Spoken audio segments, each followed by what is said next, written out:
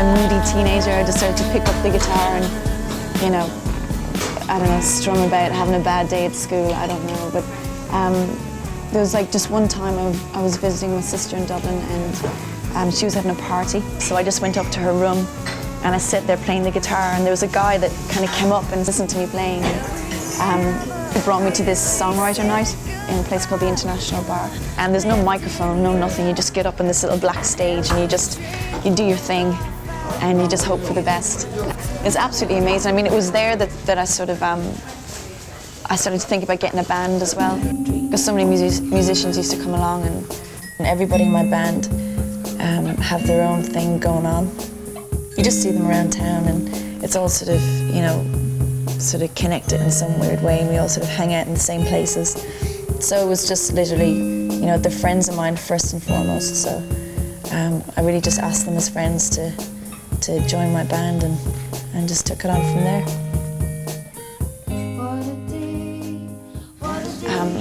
Got a job in a laundrette, and it ended up being like 2.5 years. I stayed there. I actually got promoted to assistant dry cleaners. I used to kind of support like everybody who came to town, you know, just sort of get up and sing for 20 minutes before them. And it was enjoyable in its own way because you have nothing to hold on to except the music.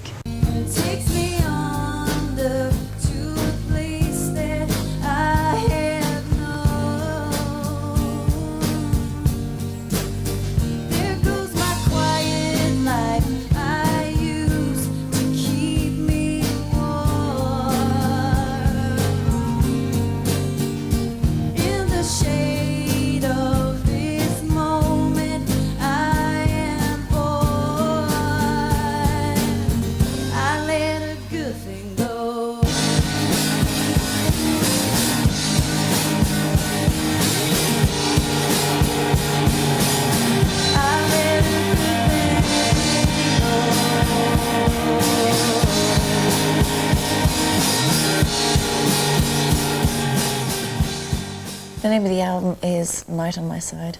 It came about in Black Box, in the studio that I recorded most of the album.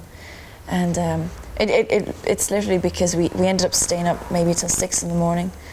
And it seemed to be the only time that the music actually made sense or sort of came together. So it just seemed to me that, you know, Night was on my side. Big fan of Dave Friedman and the bands he's worked with. He's adventurous and I like that. It was really exciting working with him. I had a conversation with him and he's just very chilled out, and he just really liked the music as it was and was very sort of adamant that we keep it about the songs and not try to sort of experiment too much and actually take it away from its sort of purest form. And Mark Stent, yeah, he's just brilliant. I mean, he just seems to, you know, sprinkle a little bit of magic on songs and make them sound like radio hits. It's a troubled place we stay. We just play it out. We give too much away. It leaves you cold. Oh. Got no place else to go in a daze, just hanging around.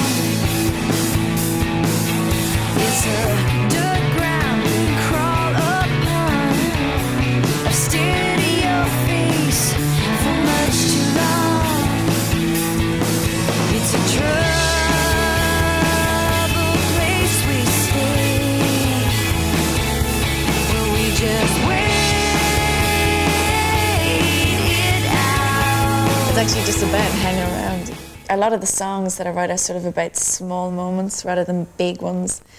And that's literally just about sort of waking up and kind of going, God, I've been in this house too long and I haven't met anybody who's blown me away in so long, and, you know, I just need to sort of do something about it.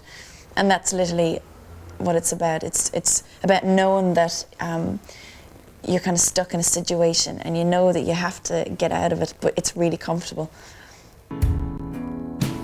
Oh, my first gig was absolutely horrible. I was a little bit drunk and I was very, very nervous. I couldn't remember the words of my song. And I was in a very rough bar, a very rough crowd. And I just decided to walk off the stage because I didn't really know what I should do. I absolutely froze and I missed the first step and I fell, like face down. I met a fan once. He was a bit weird though. He was actually lost. Yeah. He's lost. What's your favourite humming noise, David? Mine's This girl in England just did up this website for me, and you know, people chat on it. She's talking to her friends, and she did an amazing job. You know, so like I kind of go to that website to check what's happening with Gemma Hayes. I used to be in a band called Juniper, and Gemma used to support us. And she was green just up from the country back in those days. I can tell you a few stories. And you know, we nurtured her. We kind of brought her along the way. We kind of introduced her around town. Yeah, right. Showed her the rope, so to speak. We're very proud. It's a very proud moment. There's a voice that keeps on calling me down the road. That's where I wanna be. You people are sick. Sick, I tell you. I'm really excited about finishing the album. It's really close, and there's a few little things that I hear that I want changed. And sometimes I just get so close to it that I actually don't know anymore. You can't stand back from it. It was a bit strange sort of being in the studio and co-producing, because I just kept going, yeah, that feels good, that feels right. I like that guitar sound, I really like that snare sound, and I just had to sort of, you know, grab onto everything but the picture's so big I couldn't even take in sort of what is this going to sound like. I just had to go along with, yeah, it feels good. Yeah, so it's called Lucky. My favourite song off the album is this song called Lucky One. It's just a song about a bird.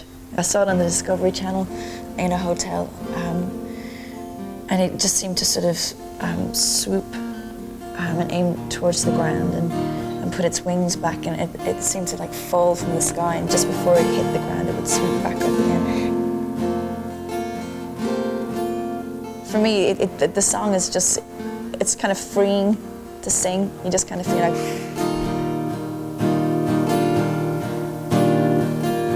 Ain't you the lucky one?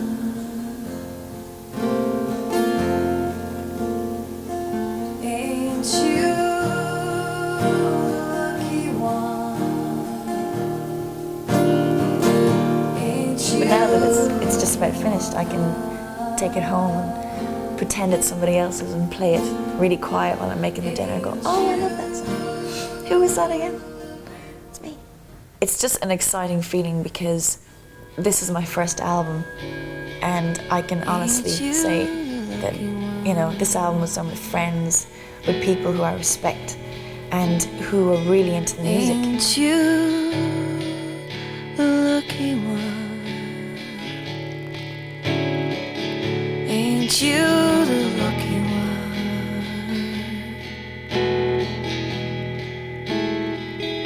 Ain't you